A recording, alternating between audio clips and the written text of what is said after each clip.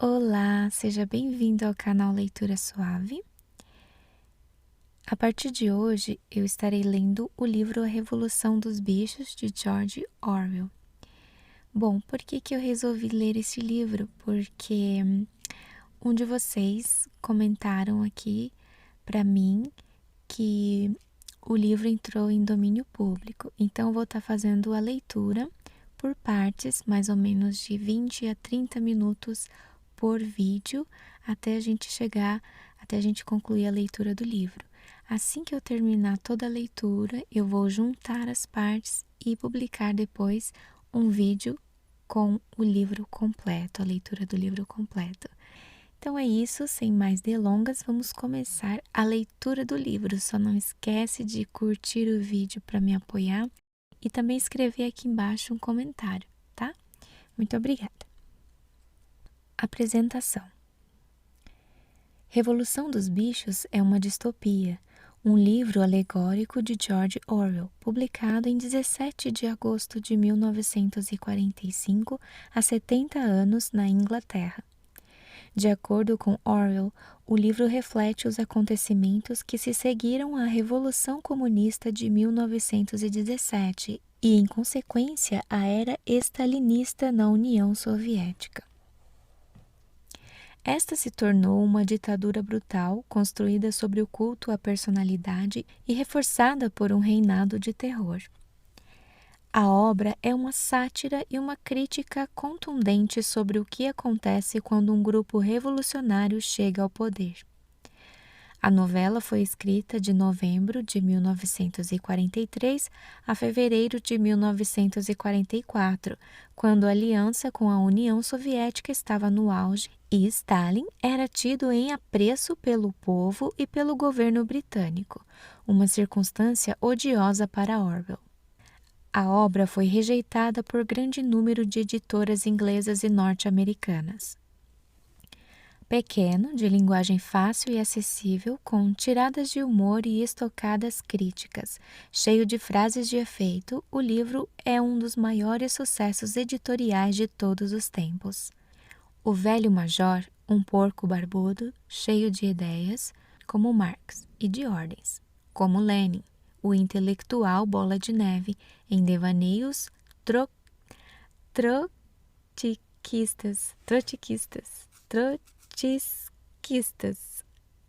O truculento Napoleão, violento como Stalin, são os elementos da vanguarda revolucionária. Os cães constituem seu exército particular. Os demais animais compõem o povo, cheio de esperança e de ilusões, que irão se acabar aos poucos. A conceituada revista Time escolheu A Revolução dos Bichos como uma das 100 melhores obras de língua inglesa publicadas no período de 1923 a 2005. É o 31º na lista dos melhores romances do século XX, da Biblioteca Moderna. Também recebeu um prêmio Hugo retrospectivo em 1996 e está incluído na seleção dos melhores livros do mundo ocidental. Teremos um total de 10 capítulos. Capítulo 1. O Sr. Jones, proprietário da Granja do Solar, fechou o galinheiro à noite, mas estava bêbado demais para lembrar-se de fechar também as vigias. Com o facho de luz da sua lanterna balançando de um lado para o outro, atravessou cambaleante o pátio, tirou as botas na porta dos fundos, tomou um último copo de cerveja do barril que havia na copa e foi para a cama, onde sua mulher já ressonava. Tão logo apagou-se a luz do quarto. Houve um grande alvoroço em todos os galpões da granja. Correra durante o dia o boato de que o velho major, um pouco que já se sagrara grande campeão numa exposição, tivera um sonho muito estranho na noite anterior e desejava contá-lo aos outros animais. Haviam combinado encontrar-se no celeiro assim que Johnny se retirasse. O velho major, chamavam-no assim, muito embora ele houvesse comparecido à exposição com o nome de Beleza de Wellington. Gozava de tão alto conceito na granja que todos estavam dispostos a perder uma hora de sono só para ouvi-lo. Ao fundo do grande celeiro, sobre uma espécie de estrado, estava o major refestelado em sua cama de palha, sob um lampião que pendia de uma vigia. Com 12 anos de idade, já bastante corpulento, era ainda um porco de porte majestoso, com um ar sábio e benevolente, a despeito de suas presas jamais teriam sido cortadas. Os outros animais chegavam e punham-se a cômodo, cada qual a seu modo. Os primeiros foram os 3 cachorros, Ferrabras, Lulu e Catavento, depois os porcos, que se sentaram sobre a palha, em frente ao estrado. As galinhas empoleiraram-se nas janelas, as pombas voaram para os caibros do telhado, as ovelhas e as vacas deitaram-se atrás dos porcos e ali ficaram a ruminar. Os 2 cavalos de tração, Sansão e Quitéria, chegaram juntos, andando lentamente e pousando no chão os enormes cascos peludos com um grande cuidado para não machucar qualquer animalzinho porventura oculto na palha. Quitéria era uma égua volumosa. Matronal já chegava à meia-idade, cuja silhueta não mais se recompusera após o nascimento do 4º potrinho. Sansão era um bicho enorme, de quase 1,90 m de altura, forte como 2 cavalos. A mancha branca do focinho dava-lhe um certo ar de estupidez e realmente não tinha lá uma inteligência de primeira ordem, embora fosse grandemente respeitado pela retidão de caráter e pela tremenda capacidade de trabalho.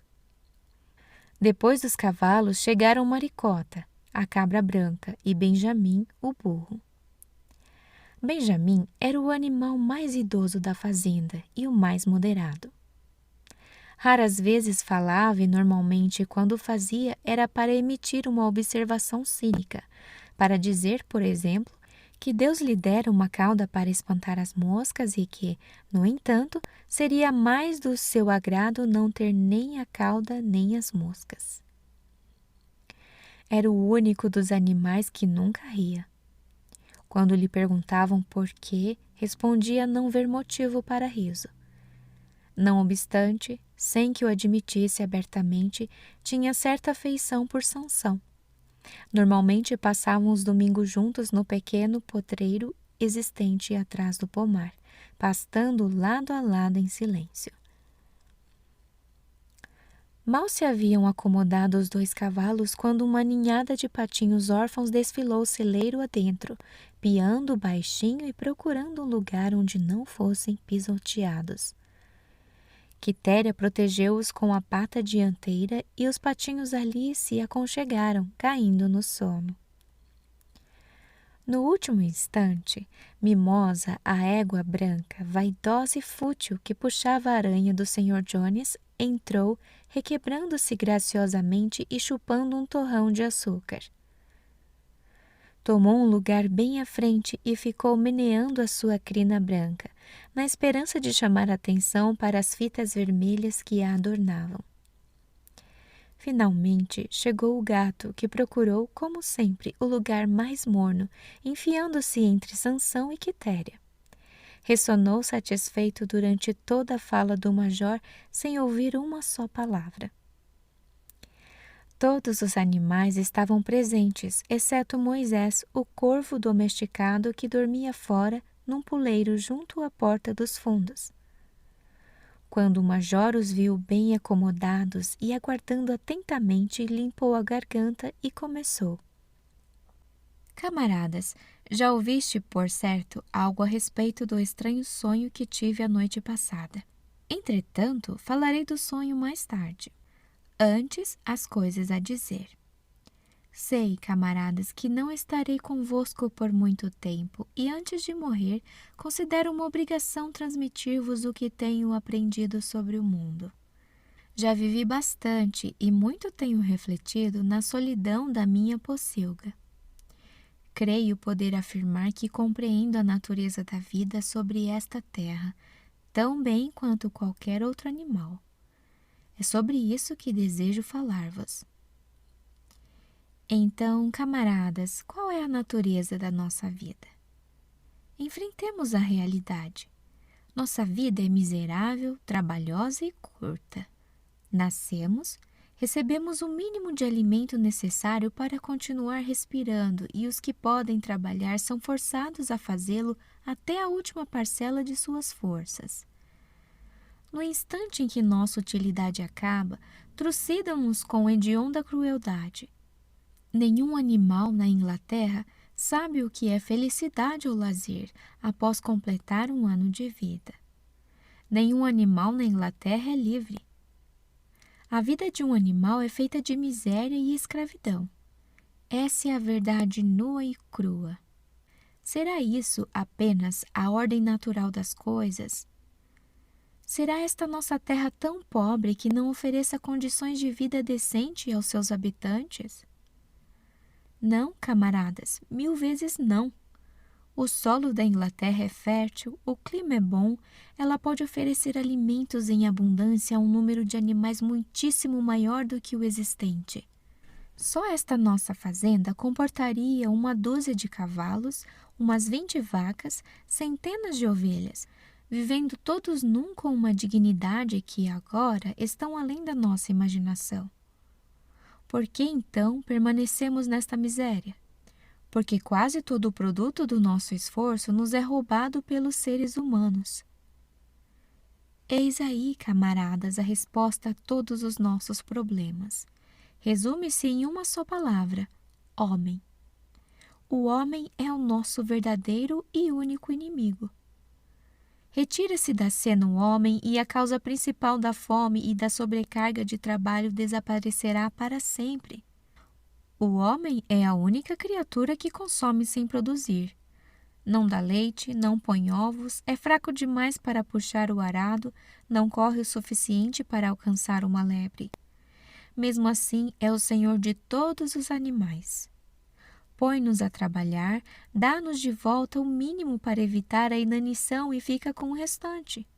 Nosso trabalho amanha o solo, nosso estrume o fertiliza e, no entanto, nenhum de nós possui mais do que a própria pele. As vacas que aqui vejo à minha frente, quantos litros de leite terão produzido este ano? E que aconteceu a esse leite que deveria estar alimentando robustos bezerrinhos? Desceu pela garganta dos nossos inimigos. E as galinhas, quantos ovos puseram este ano e quantos se transformaram em pintinhos? Os restantes foram para o mercado fazer dinheiro para Jones e seus homens. E você, Quitéria, diga-me onde estão os 4 potrinhos que deveriam ser o apoio e o prazer da sua velhice? Foram vendidos com a idade de 1 ano. Nunca você tornará a vê-los. Como paga pelos seus 4 partos e por todo o seu trabalho no campo, que recebeu você além de ração e estábulo? Mesmo miserável como é, nossa vida não chega ao fim de modo natural. Não me queixo por mim, que tive até muita sorte. Estou com 12 anos e sou pai de mais de 400 porcos. Isto é a vida normal de um varrão. Mas no fim, nenhum animal escapa ao cutelo. Vós, jovens leitões que estáis sentados à minha frente, não escapareis de guinchar no cepo dentro de 1 ano. Todos chegaremos a esse horror, as vacas, os porcos, as galinhas, as ovelhas, todos. Nem mesmo os cavalos e os cachorros escapam a esse destino. Você, Sansão, no dia em que seus músculos fortes perderem a rigidez, Jones o mandará para o carniceiro e você será degolado e fervido para os cães de caça. Quanto aos cachorros, depois de velhos e desdentados, Jones amarra-lhes uma pedra ao pescoço e joga-os na primeira lagoa. Não está, pois, claro como água, camaradas, que todos os males da nossa existência têm origem na tirania dos seres humanos? Basta que nos livremos do homem para que o produto de nosso trabalho seja somente nosso. Praticamente, da noite para o dia, poderíamos nos tornar ricos e livres. Que fazer? Trabalhar dia e noite, de corpo e alma, para a derrubada do gênero humano. Esta é a mensagem que eu vos trago, camaradas. Revolução. Não sei quanto sairá esta revolução. Pode ser daqui a 1 semana ou daqui a 1 século, mas uma coisa eu sei. tão certo quanto ter eu palha sob meus pés, mais cedo ou mais tarde justiça será feita. Fixai, camaradas, isso para o resto de vossas curtas vidas. E, sobretudo, transmiti esta minha mensagem aos que virão depois de vós, para que as futuras gerações prossigam na luta até a vitória.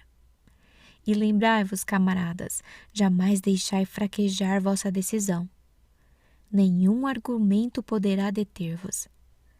Fechai os ouvidos quando vos disserem que o homem e os animais têm interesses comuns, que a prosperidade de um é a prosperidade dos outros. É tudo mentira. O homem não busca interesses que não os dele próprio. Que haja entre nós uma perfeita unidade, uma perfeita camaradagem na luta. Todos os homens são inimigos, todos os animais são camaradas. Nesse momento, houve uma tremenda confusão. Enquanto o major falava, 4 ratos haviam emergido de seus buracos e estavam sentados nas patinhas de trás a ouvi-lo. De repente, os cachorros lhe deram pela presença e somente devido à rapidez com que sumiram nos buracos foi que os ratos conseguiram escapar com vida. O major levantou a pata pedindo silêncio. Camaradas, disse ele, eis aí um ponto que precisa ser esclarecido. As criaturas selvagens, tais como os ratos e os coelhos, serão nossos amigos ou nossos inimigos? Coloquemos o assunto em votação. Apresento à Assembleia a seguinte questão: os ratos são camaradas? A votação foi realizada imediatamente e concluiu-se por esmagadora maioria que os ratos eram camaradas. Houve apenas 4 votos contra, dos 3 cachorros e do gato que, depois se descobriu, votara pelos 2 lados. O major prosseguiu. Pouco mais tenho a dizer. Repito apenas. Lembrai-vos sempre do vosso dever de inimizade para com o homem e todos os seus desígnios. Qualquer coisa que ande sobre 2 pernas é inimigo. Qualquer coisa que ande sobre 4 pernas ou tenha asas é amigo. Lembrai-vos também de que na luta contra o homem não devemos assemelhar-nos a ele. Mesmo quando o tenhais derrotado, evitai seus vícios. Animal nenhum deve morar e nem dormir em camas, nem usar roupas, nem beber álcool, nem fumar, nem tocar em dinheiro, nem fazer comércio. Todos os hábitos do homem são maus, e principalmente jamais um animal deverá tiranizar outros animais. Todos os animais são iguais. E agora, camaradas, vou contar-vos o sonho que tive a noite passada. Não sei como explicá-lo. Foi um sonho sobre como será o mundo quando o homem desaparecer. Mas lembrou-me algo que há muito eu esquecera. Há anos, quando eu ainda um leitãozinho, minha mãe e as outras porcas costumavam cantar uma antiga canção da qual só conheciam a melodia e as 3 primeiras palavras. Na minha infância aprendi a melodia, depois a esqueci. A noite passada, entretanto, ela me voltou à memória. O mais interessante é que me lembrei também dos versos, os quais, tenho certeza, foram cantados pelos animais de antanho e depois esquecidos durante várias gerações. Vou cantar essa canção, camaradas. Estou velho e minha voz é rouca, mas quando vos houver ensinado a melodia, podereis cantá-la melhor do que eu. Chama-se Bichos da Inglaterra. O velho major limpou a garganta e começou a cantar. De fato, a voz era rofenha, mas ele cantava razoavelmente e a melodia era bem movimentada. Algo entre Clementine e La Cucaracha. Os versos diziam o seguinte: bichos ingleses e irlandeses, bichos de todas as partes, eis a mensagem de esperança no futuro que virá. Cedo ou tarde virá o dia, cairá a tirania e os campos todos da Inglaterra só aos bichos caberão. Não mais argolas em vossas ventas, dorsos livres dos arreios, freios e esporas, descartados, chicotadas, abolidas. Muito mais ricos do que sonhamos, o trigo, o feno e a cevada, pasto, aveia e feijão possuiremos daí por diante. Brilham os campos da Inglaterra, águas puras rolarão, ventos leves soprarão, saudando a redenção. Lutemos todos por esse dia. Mesmo que nos custe a vida, vacas e cavalos, gansos e perus, liberdade conquistemos. Bichos ingleses e irlandeses, bichos de todas as partes, escutai bem e espalhai minha fala sobre o futuro que virá. O canto levou os animais à mais extrema excitação. Antes de o major chegar ao fim, já haviam começado a cantar por conta própria. Até os mais estúpidos pegaram a melodia e algumas palavras. Os mais espertos, como os porcos e os cachorros, decoraram a canção em poucos minutos. Então, depois de alguns ensaios preliminares, toda a granja atacou bichos da Inglaterra em formidável uníssono. As vacas mugiam a canção, os cachorros latiam-na, as ovelhas baliam-na, os cavalos relinchavam-na, os patos grasnavam-na. Tal foi o enlevo que cantaram de ponta a ponta 5 vezes sucessivamente e teriam continuado a noite inteira se não fossem interrompidos. Infelizmente, o alarido acordou Jones, que pulou da cama certo de que havia raposa no pátio. Deu de mão na espingarda, sempre pronta a um canto do quarto, e descarregou-a na escuridão. O chumbo foi encravar-se na parede do celeiro e a reunião dispersou-se num abrir e fechar de olhos. Cada qual correu para seu pouso. As aves saltaram para os poleiros, o gado deitou-se na palha e em poucos instantes toda a fazenda dormia. Capítulo 2. Daí a 3 noites faleceu o velho major tranquilamente durante o sono. Seu corpo foi enterrado no fundo do pomar. Começava o mês de março. Durante os 3 meses seguintes houve uma intensa atividade secreta. As palavras do major haviam dado uma perspectiva de vida inteiramente nova aos animais de maior inteligência da granja. Não sabiam quando teriam lugar a revolução prevista pelo major, nem tinham razões para acreditar que fosse durante a existência deles próprios, mas percebiam claramente o dever de prepararem-se para ela. A tarefa de instruir e organizar os outros recaiu naturalmente sobre os porcos, reconhecidamente os mais inteligentes entre os animais. Salientavam-se entre eles 2 jovens varrões, Bola de Neve e Napoleão, que o Sr. Jones criava para vender. Napoleão era um cachaço Berkshire de aparência ameaçadora, o único Berkshire da fazenda. Pouco valante, mas com a reputação de possuir grande força de vontade.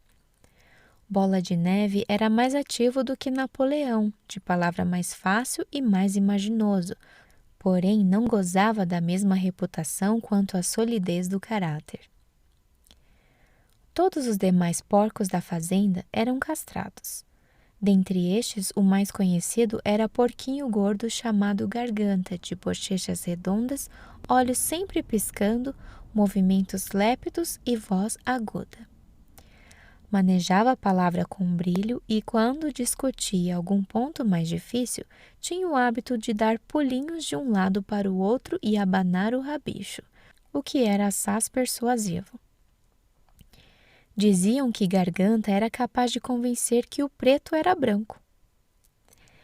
Esses 3 haviam organizado os ensinamentos do major num sistema de pensamento a que deram um nome de animalismo. Várias noites por semana, depois que Jones dormia, realizavam reuniões secretas no celeiro e expunham aos outros os princípios do animalismo. De início, encontraram certa apatia e muita estupidez. Alguns animais mencionaram o dever de lealdade para com Jones, a quem se referiam como o dono, ou fizeram comentários elementares do tipo: seu Jones nos alimenta. Se ele fosse embora, nós morreríamos de fome. Outros faziam perguntas como: que nos importa o que acontecerá depois da nossa morte? Ou: se essa revolução vai ocorrer de qualquer maneira, que diferença faz trabalharmos por ela ou não? E os porcos enfrentavam grandes dificuldades para fazê-los ver que isso era contrário ao espírito do animalismo. As perguntas mais estúpidas eram sempre as de Mimosa, a égua branca. A primeira pergunta que fez a Bola de Neve foi: continuará havendo açúcar depois da Revolução? Não, respondeu Bola de Neve firmemente. Não dispomos de meios para obter açúcar nesta fazenda. Além disso, você não necessita de açúcar, mas terá a aveia e o feno que quiser. E eu ainda poderei usar laços de fita na crina? Perguntou Mimosa. Camarada, explicou Bola de Neve, essas fitas que você tanto estima são o distintivo da escravidão. Será que você não compreende que liberdade vale mais do que laços de fita? Mimosa sempre concordava, mas não dava a impressão de estar lá muito convencida.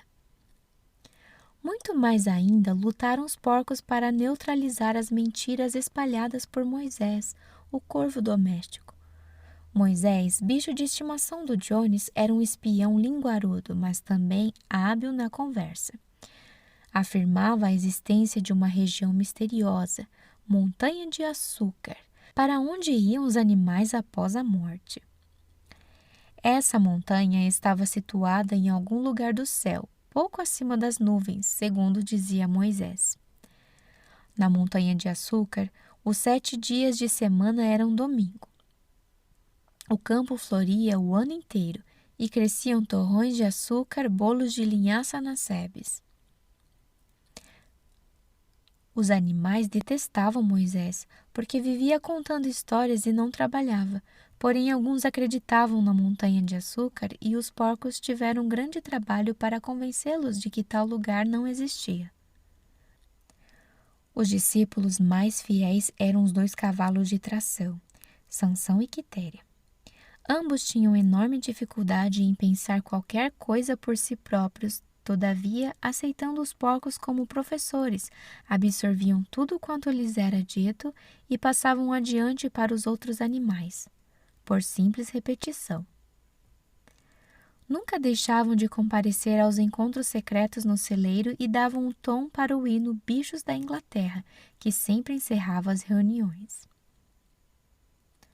Afinal, a revolução ocorreu muito mais cedo e mais facilmente do que se esperava. Jones fora, no passado, um patrão duro, porém eficiente. Agora estava em decadência. Desestimulado com a perda de dinheiro numa ação judicial, dera para beber bastante além do conveniente. Às vezes passava dias inteiros recostado em sua cadeira de braços na cozinha, lendo os jornais, bebendo e dando a Moisés cascas de pão molhadas na cerveja. Seus peões eram vadios e desonestos. O campo estava coberto de erva daninha. Os galpões necessitavam de telhas novas. As cercas estavam abandonadas e os animais andavam mal alimentados. Junho chegou e o feno estava quase pronto para o corte. No dia 23 de junho, um sábado, Jones foi a Willingdon e bebeu tanto no Leão Vermelho que só regressou ao meio-dia de domingo. Os homens ordenharam as vacas de manhã cedo e saíram para caçar lebres, sem se preocuparem com a alimentação dos animais. Ao voltar, Jones foi dormir no sofá da sala com o News of the World sobre o rosto. Portanto, ao cair da tarde, os animais ainda não haviam comido. Aquilo foi insuportável. Uma das vacas rebentou as chifradas à porta do depósito e os bichos avançaram sobre o alimento. Nesse momento, Jones acordou. Num instante, ele e seus homens estavam no depósito com os chicotes na mão, batendo a torto e a direito. Isso ultrapassou a tudo quanto os animais famintos podiam suportar. De comum acordo, muito embora nada tivesse sido anteriormente planejado, lançaram-se sobre seus verdugos. Jones e os homens viram-se de repente amarrados e escoiceados por todos os lados.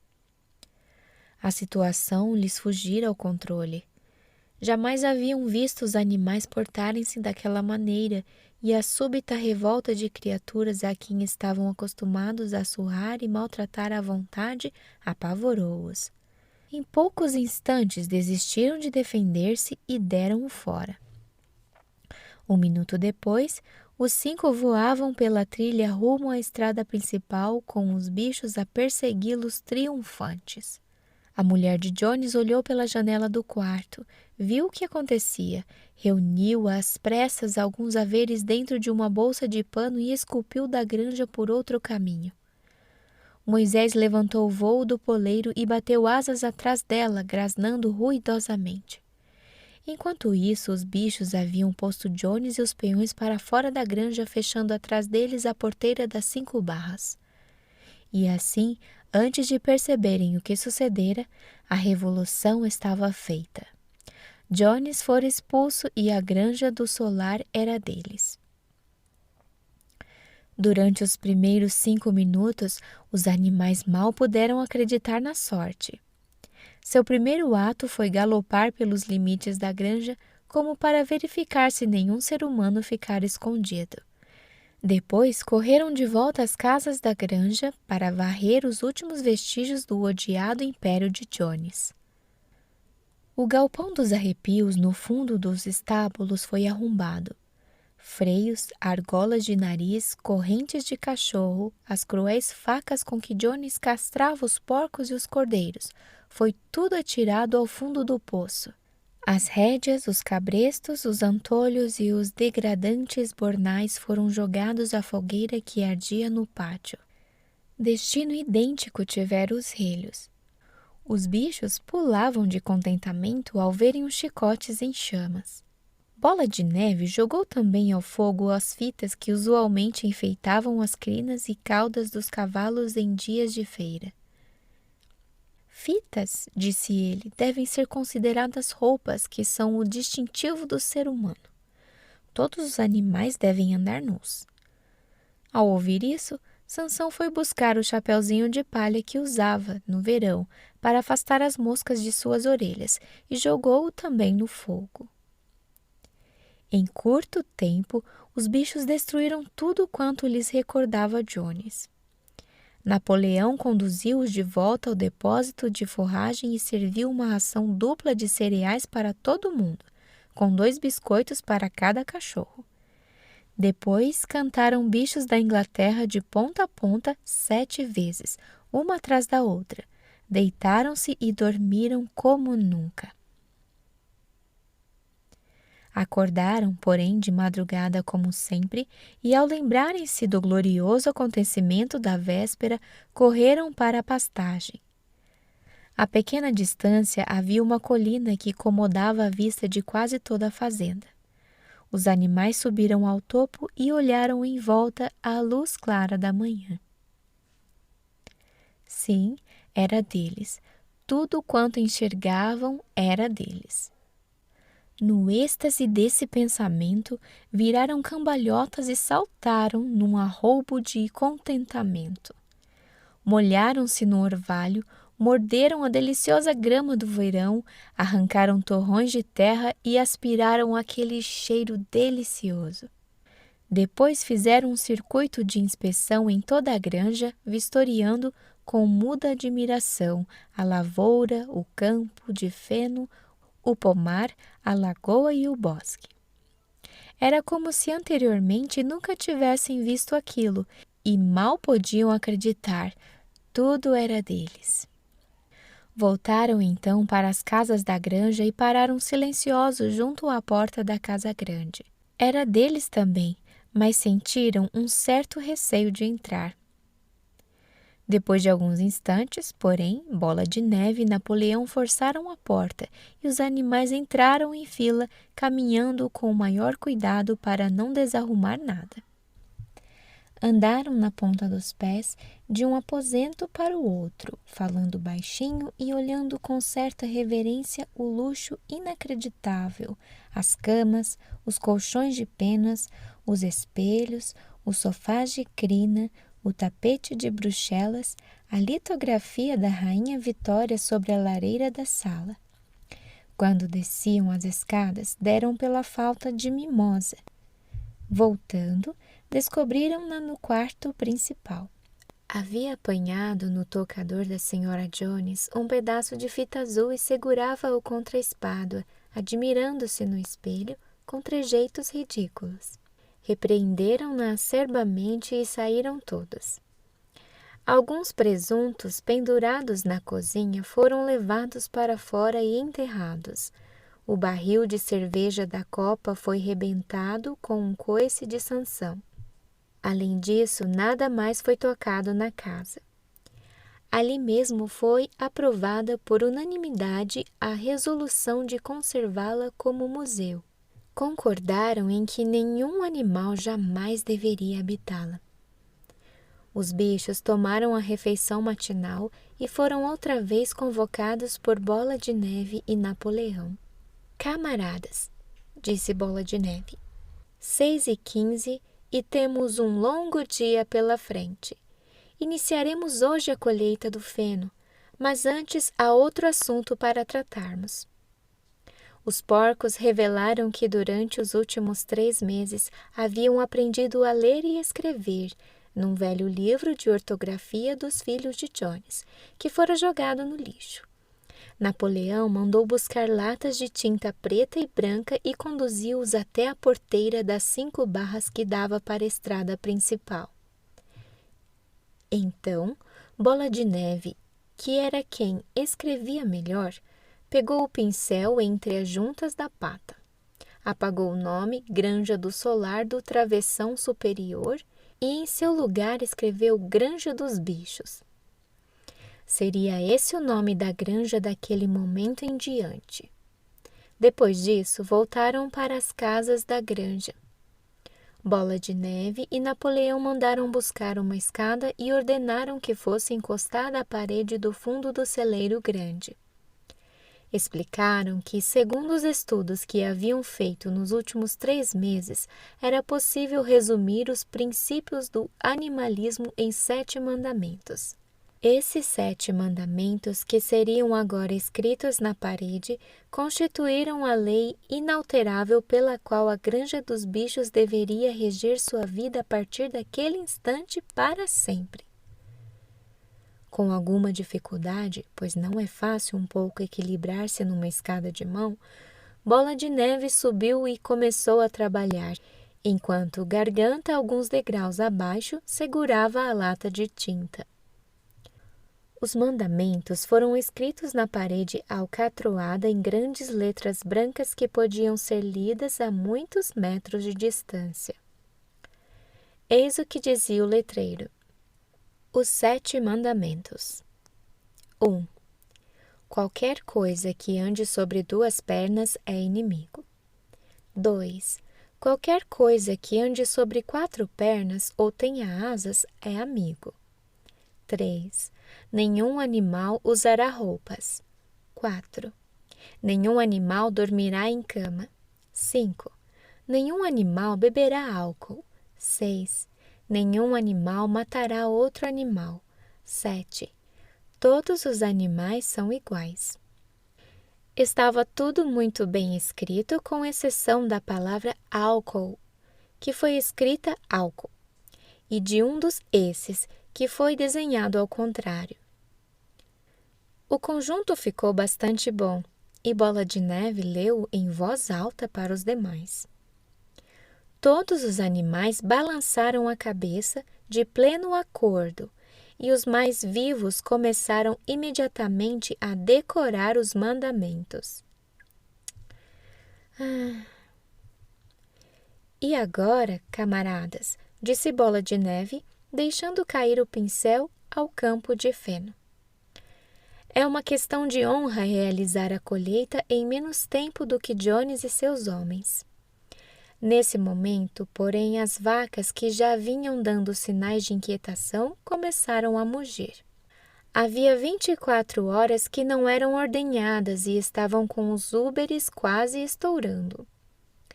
Depois de alguma reflexão, os porcos pediram baldes e ordenharam as vacas com relativo êxito, pois seus cascos adaptavam-se bem à tarefa. Em breve obtinham 5 baldes de um leite espumante e cremoso que muitos bichos olharam com considerável interesse. "Que vamos fazer com esse leite?" perguntou alguém. "Jones às vezes misturava um pouco ao nosso farelo", disse uma galinha. "Não se preocupem com o leite, camaradas", gritou Napoleão, postando-se à frente dos baldes. "Nós trataremos desse assunto. A colheita é mais importante. O camarada Bola de Neve os conduzirá. Eu seguirei dentro de alguns minutos." "Avante, camaradas, o feno está à espera." Os animais marcharam rumo ao campo de feno para o início da colheita e, quando voltaram, à tardinha, notaram que o leite havia desaparecido.